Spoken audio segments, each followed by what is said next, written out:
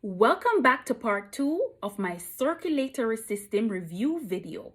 It's your tutor, Disha, and as promised, today I'll be looking at the external and internal anatomy of the pig heart. Let's get right into it. Let's start with these white layers, and these white layers are at the top, there's a little bit at the side, and at the bottom. These white layers are represented to be fats, adipose tissue, and they're actually good fats. Yes, they're involved in cushioning the pig heart, preventing it from shock, as well as supporting the heart during the contraction phase. Secondly, you should be seeing some little blood vessels running down the heart here, and if I turn the heart this direction again, you're seeing some more of these blood vessels, right? These blood vessels are represented to be coronary arteries and coronary veins. Yes, this is a cool fact about the heart. It has its own supply of blood. The coronary artery branching off from the aorta and the coronary vein branching into the vena cava. I want you to know that the heart is a very important organ in the body. It's constantly contracting and relaxing to send blood to the respective destination. So in order to do that, the heart must have a constant supply of oxygen and nutrients. And these substances are found in the oxygenated blood in the coronary artery. I want you to know that if the coronary arteries and veins are inadequate in their functions, then this is going to cause heart disease, specifically coronary heart disease. Coronary heart disease results from a buildup of plaque in the artery walls. Now, this side is the right side and this side is the left side. Recall from the previous video, the right side is involved in pulmonary circulation and the left side is involved in systematic circulation. All right, guys, let's get inside the heart. Remember, this is the left side and this is the right side. So I'm going to make an incision down the left side to show you the left atrium and the left ventricle. So I've made an incision into the left side.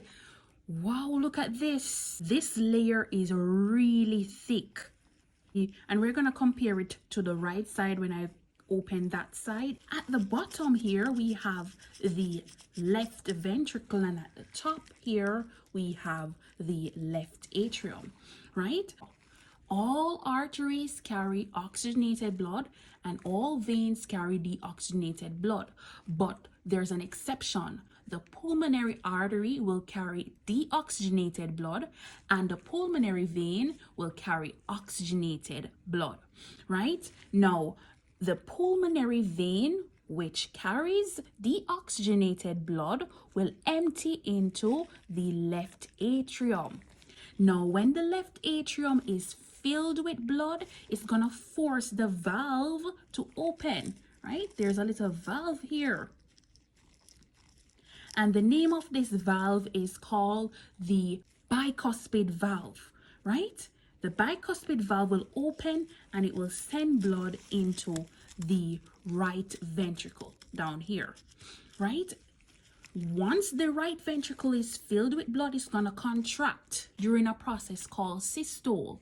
So ventricular systole involves the contraction of the right ventricle here that will force blood into the aorta, right? And the aorta now will supply the major arteries of the body, which will also supply the major organs of the body with oxygenated blood to carry out aerobic respiration. Let me make an incision now on the right side. It's thinner, right? Left side really thick, and then right side is much more thinner, right? As usual, at the top we find the right atrium and at the bottom we find the right ventricle. Now recall I said that the right side of the heart is involved in pulmonary circulation. It's just carrying blood to the lungs and back to the heart. So we don't need a thick heart because blood is not going under so much pressure as in the left ventricle. So during pulmonary circulation, deoxygenated blood coming from the vena cava will enter the right atrium. When the right atrium is filled with blood, it's going to force the tricuspid valve to open, which sends blood down into the right ventricle. When the right ventricle is filled with blood, it's going to contract again during ventricular systole. By the way, diastole is relaxation. So relaxation of the atriums allows blood to come inside of them. So during ventricular systole, the ventricles will contract and send the blood out into the pulmonary artery, which will carry this deoxygenated blood coming from the vena cava to the lungs to be reoxygenated. Yes. Once the blood reaches the lungs, it will pick up oxygen, and carbon dioxide will also dissociate from the red blood cells.